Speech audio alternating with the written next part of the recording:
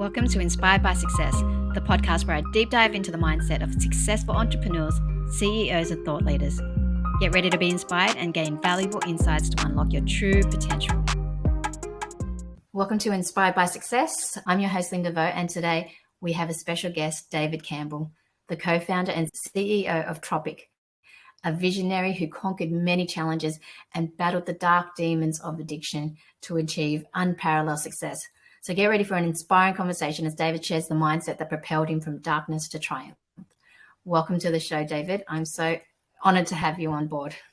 Yeah, I'm honored to be asked. Thank you so much. That was the best intro that I think I've ever had. So we're off to a good start. Thanks so much for having me on the show. No worries. Looking back at your impressive journey, I found you through a post that went viral on LinkedIn, and I found it was so courageous and open and transparent and really, really inspiring because you battled addiction and you've overcome a remarkable transformation. So can you take us back to the journey and share a bit about the background and what sparked your interest in entrepreneurship and how you got to where you are now? Yeah, certainly. So I think that the place that I would probably start is I was a really anxious kid. I was somebody that never felt comfortable. Even if I looked like I felt comfortable, I was always uncomfortable in social situations and family situations and school situations. And the way that I tried to kind of counteract that discomfort was by focusing on performance. I think a lot of it has to do with things that happened when I was in my childhood. There were like various traumas in my household and when I was very young, and I had a sick parent and things that affect us in ways that we don't understand. And I remember from my earliest memories being very uncomfortable in my own skin, very uncomfortable in social situations, very uncomfortable even in family situations. I remember feeling like I never knew what to say. Like I had to kind of like script what I was going to say because I felt so out of place and things felt so unnatural for me. And what I didn't realize then that I realize now is that I was dealing with a lot of anxiety. And that anxiety, the way that I kind of medicated the anxiety was by hyper focusing on performance, which I don't think is a healthy way of dealing with it. But I would hyper focus on being the top of my class, hyper focus on being the best player on my basketball team. And if there was something that I wasn't good at, like baseball, for instance, I would just quit and give up. And it was kind of like using performance as a medication for how I was feeling to make myself feel capable of whatever it was that I was trying to do. And when I first picked up substances, that was the first time that I ever felt relief from that anxiety. So from my earliest memories of partying, it was definitely a means of medicating mental discomfort that I was having. And because it was a means of medicating mental discomfort that I was having, I treated it like a medication, like something that I needed every day. And that basically ruined my whole life. I lost everything. I burned every bridge. I moved in and out of different places. I moved in and out of different jobs. I wound up in jail. It took me to different places that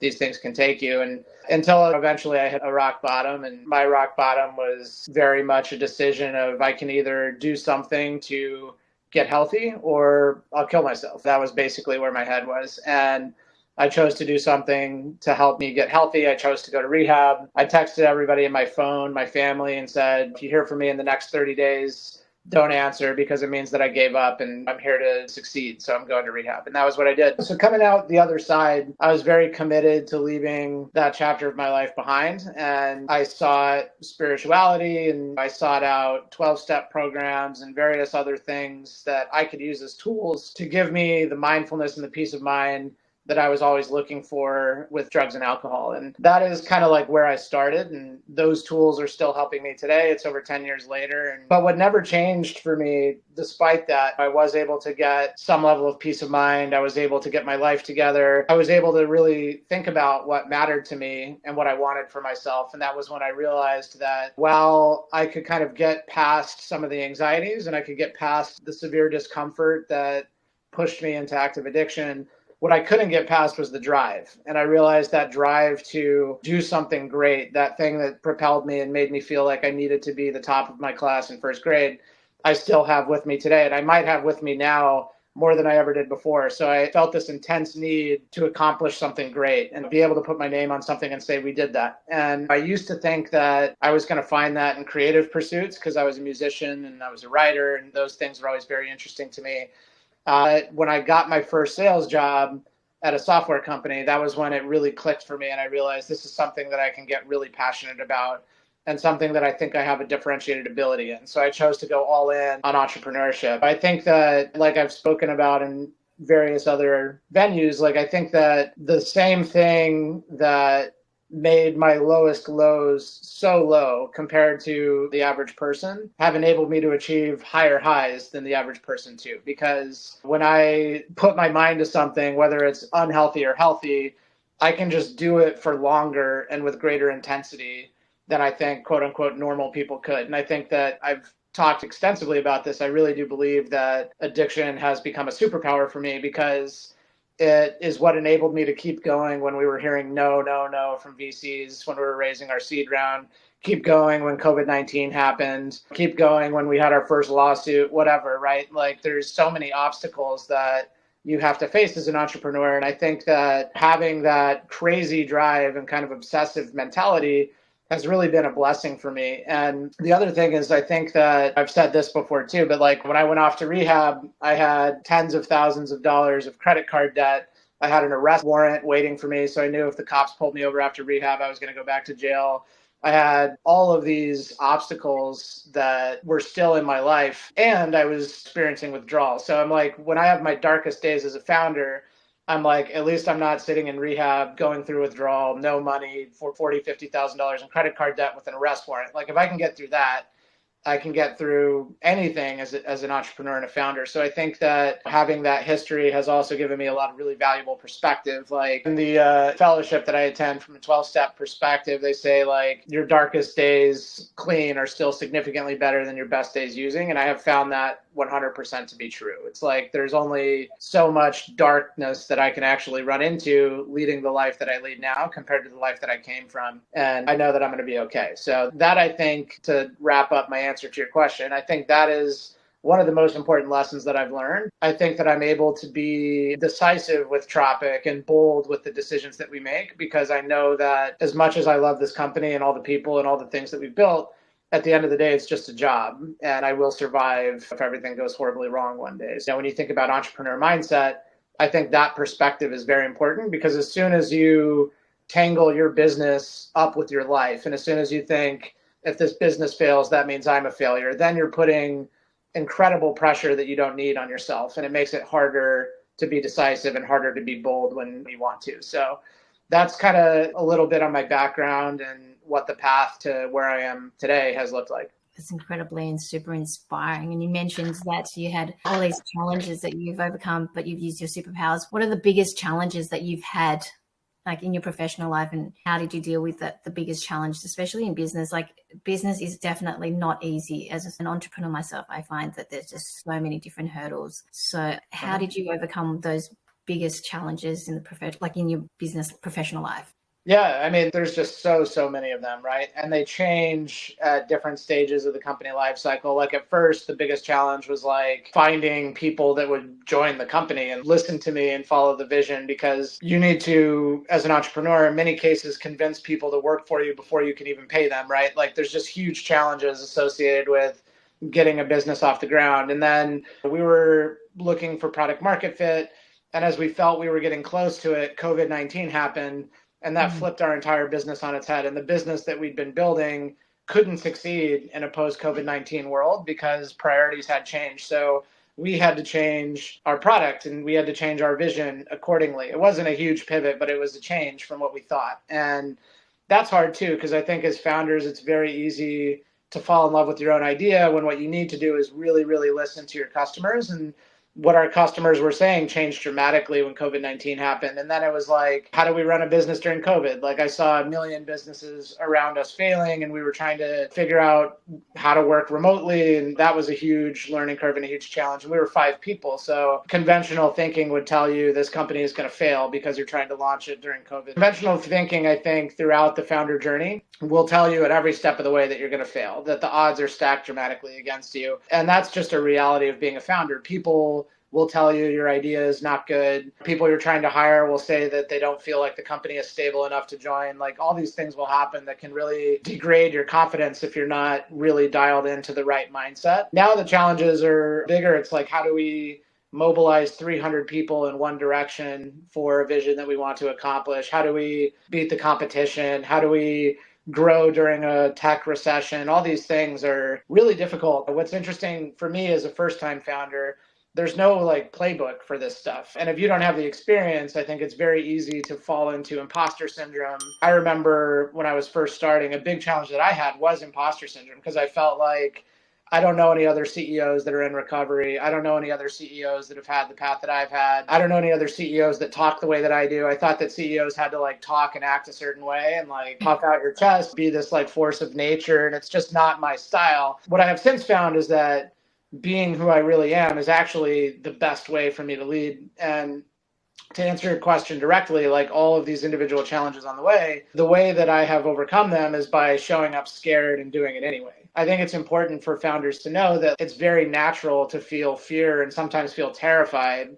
in the face of huge obstacles that you've never dealt with. I wish somebody had told me that early on, because I see all these CEOs of giant companies and I'm like, they have no fear. Surely that's the only way that they got there. And now I know that that's not true. They're probably afraid a good amount of the time.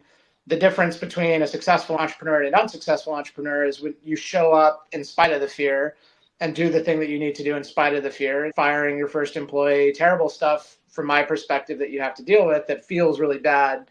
You just show up scared and you do it anyway. I think a lot of founders that I've talked to spend too much time trying to figure out how not to feel the fear, when that's not the answer. The answer is to feel the fear and just keep moving anyway. And that's kind of how I've dealt with every challenge. But the last thing I'll say too is that if your business is doing well, we're lucky at Tropic that we kind of landed on a value proposition around savings and efficiency that has only become more relevant as time has gone on. And that's enabled us to be very successful.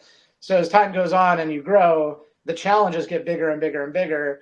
And you feel sometimes desperate. When are these challenges going to stop getting so big? But then what you have to do is look back on the things that used to be challenges, and you realize, wow, that thing that I was so scared of when we were 10 people, I can do that in my sleep now. That's not even on my radar in terms of challenge anymore. So that's kind of what growth feels like. I imagine the second venture might feel a little bit easier than the first, but that's been my experience. The challenges never go away. They get bigger and bigger, but your ability to navigate them gets bigger and bigger.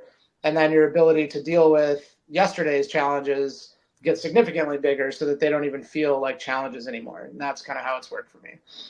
Oh, that sounds really inspiring. Do you have any mentors that you've relied on that have helped you through this journey, especially in the business world as well? Maybe even the professional, in your personal and like professional, any mentors? Because I think we definitely need a network, and you've achieved such success. So has there been a mentor or somebody, or book or podcast that has helped you with the outcomes that you've achieved so far? Yeah, absolutely. That's a great question. And nobody gets where they are without tons of help. And if they create the image that they've gotten there without help, that's a marketing image. It's not the reality. I'm very, very big on getting help from as many people as possible all the time. So I have an executive coach that I rely very heavily on. Her name is Miriam, and she's absolutely incredible. And she helps me navigate things that I haven't seen before.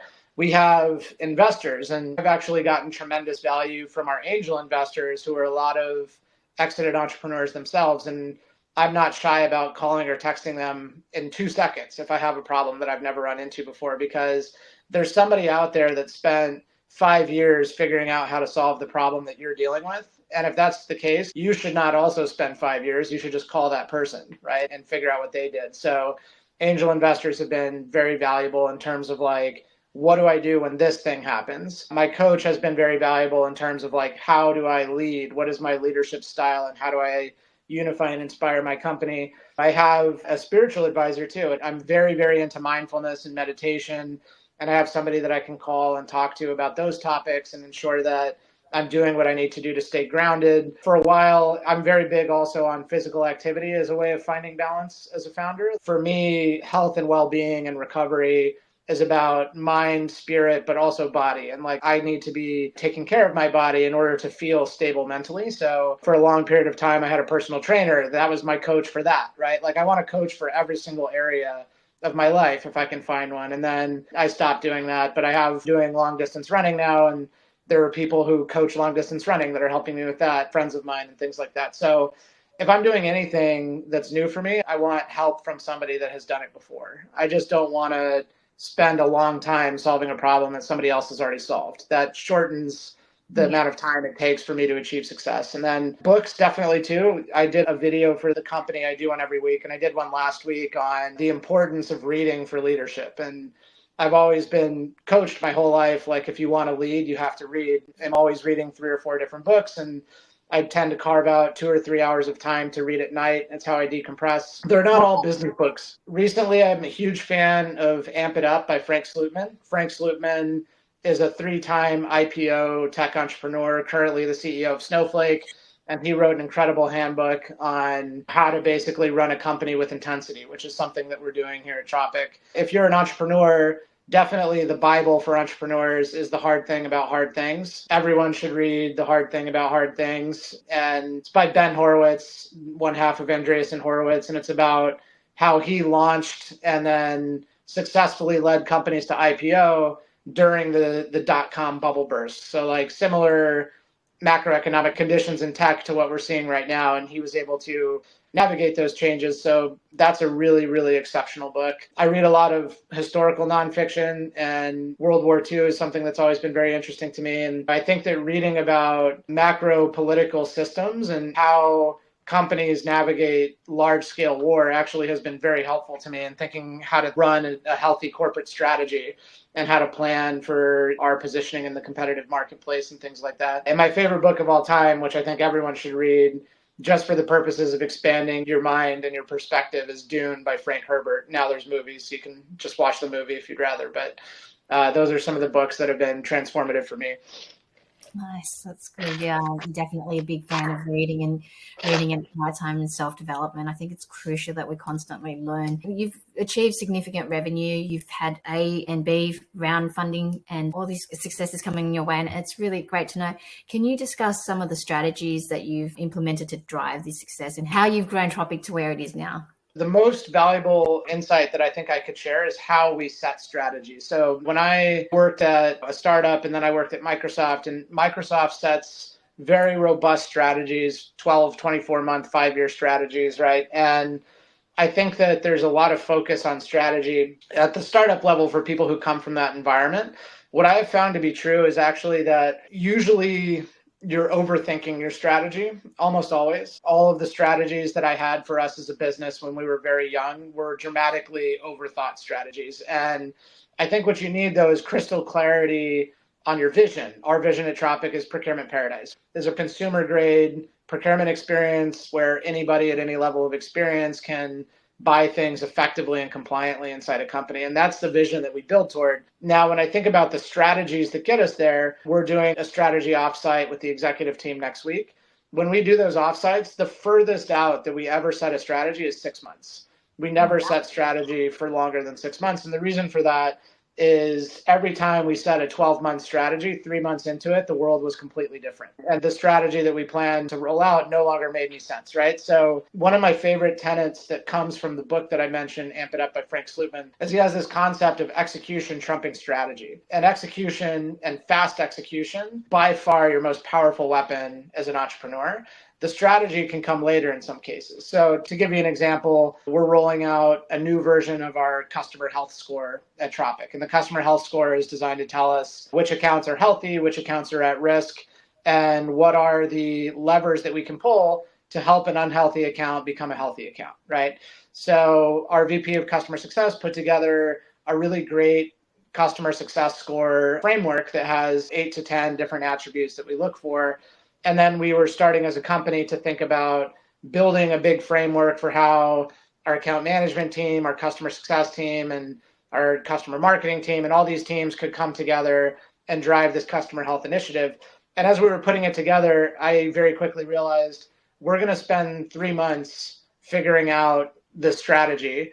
When what we should really do is spend 3 days, pick one of these things instead of trying to go after all of them at once, and just go execute. And by executing, these teams are going to have to figure out how to work together. If we say by the end of this week, we want every single customer to have heard from Tropic on this particular topic, it forces the strategy, right? By setting a clear timeline, for execution, you force the strategy. And so I guarantee that by the end of this quarter, we're going to be way further than we would have been on setting the strategy and building this machine inside our business because we favored execution first. So whatever you're trying to do, if it feels big, shrink it down into one tangible thing that you can go do in the next 20 minutes and then learn from that thing. And then you ideate and you eventually get to the outcome that you're looking for. So like compressing timeline on strategy is very important. Choosing a very short list, very, very short list of objectives that you can go after in a short period of time. That to me is the secret to success with strategy. Like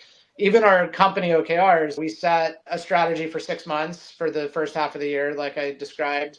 We had 4 goals in it, right? Like that's it. I was talking to somebody that is a CFO to public companies. Like we did our OKRs and we had 64 goals. And I was like, you're not going to get 60 of those goals done, right? So choose the most important things and do them really, really, really well. That's the key to success, I think. Drilling it down. Yeah. So what are your aspirations for the future of Tropic?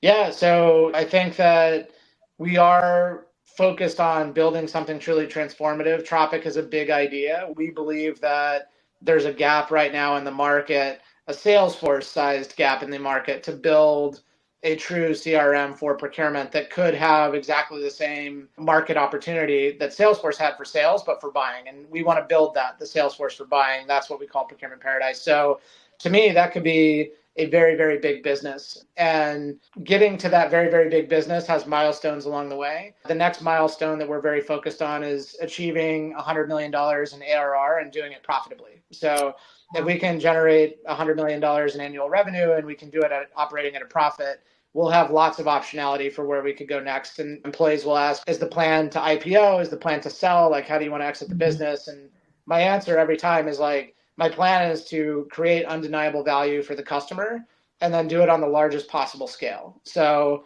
whether that's a sale or an IPO, I don't know. Like we won't know that. Answering that question now would be premature. So until we can achieve $100 million profitability and some of the other KPIs that we have for the business, that will tell us that we've created undeniable value for the customer. And then when we reach that point, we can decide what we want to do next. But the short answer is after that, I have no idea. And I think it's important as founders to recognize when you don't know the answer, because if you push yourself into answering a question prematurely, you close options that could be extremely valuable options to your business. So that's kind of how we think about the future. That's great. And then from 100 million, you might achieve that and grow even bigger from there and just have another huge target. Who knows? Exactly. Yeah. Now, I know that you're extremely busy. You play the band, you're doing a marathon, and you just recently had a child, and then you're running a massive revenue company as a CEO. So all these things, how do you manage and prioritize all that in the time? I believe that work-life balance, for me personally, I don't think there is work-life balance if you want to achieve success, but you fit a lot of things in. I'm guessing you don't get much sleep, or how does it work? Yeah, I don't get enough sleep. I think that you're right. Like, I do not have work-life balance. Like, I do have, I think, work-life integration. And work-life balance, candidly, is like, we do an engagement survey at Tropic every 6 months, and we get high marks, generally speaking, versus our peers. I think we do have a pretty engaged workforce, and we have really good reviews on Glassdoor, which to me is something that I'm always checking, and it's something that matters a lot to me to ensure that we have the right culture.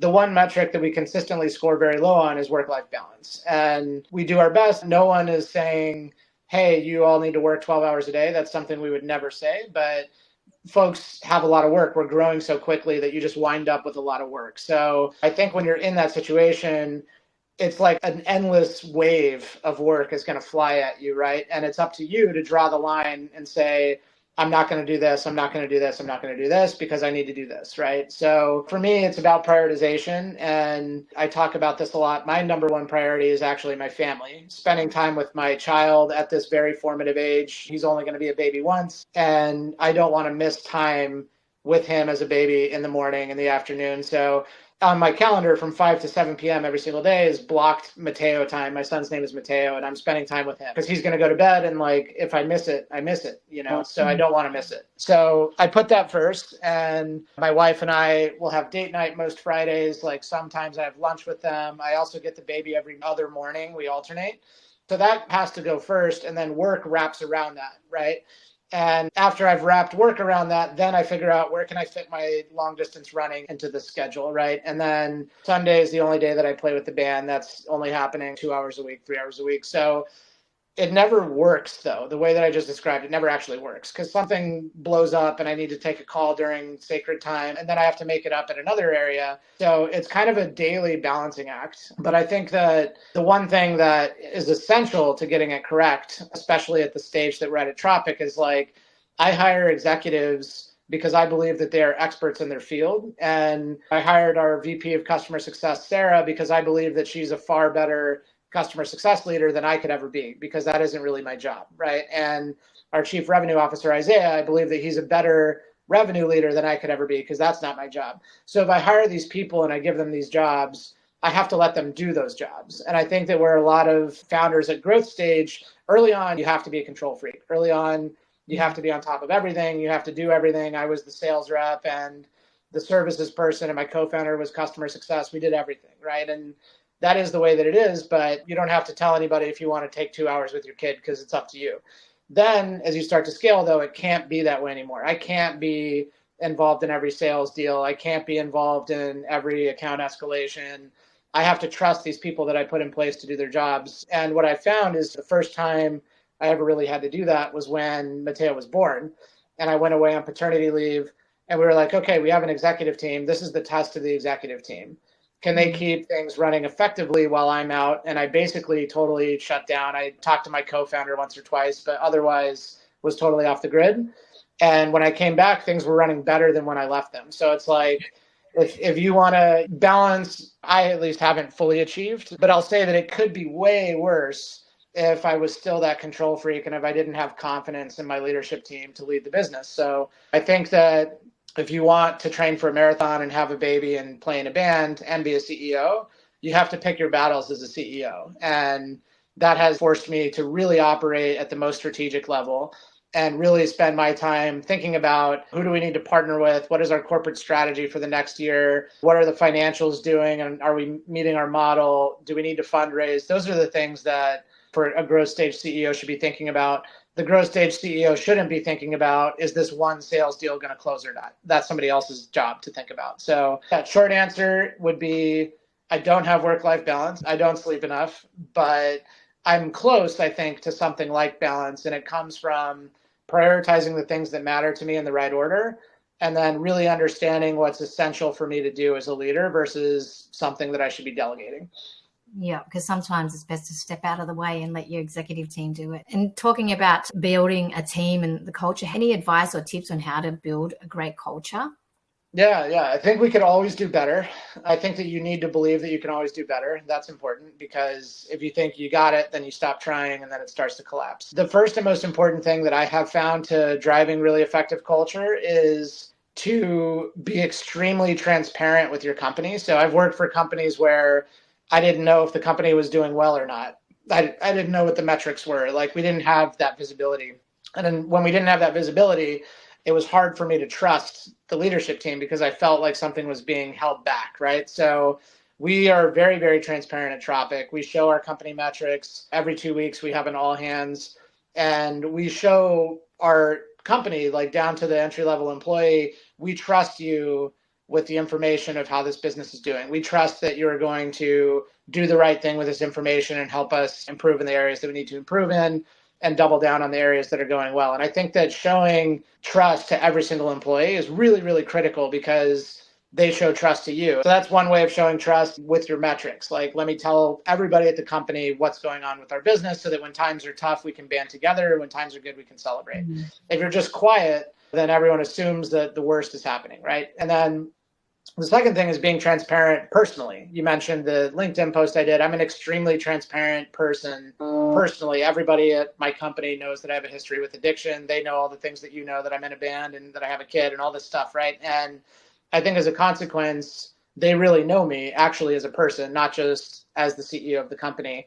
And as a consequence, they feel comfortable being the people that they really are. We've had people come out of the closet for the first time during Pride Week. We've had people have children and come back with their babies and share all of the information about their babies. We've had amazing moments that like make you want to cry because they're so powerful. And I think it's because by leading with that transparency, people feel safe enough to be transparent themselves. And that I think is really, really key to the culture. And the last thing is just whether you know it or not, as the CEO of a company, people pay attention to what you do and what you say.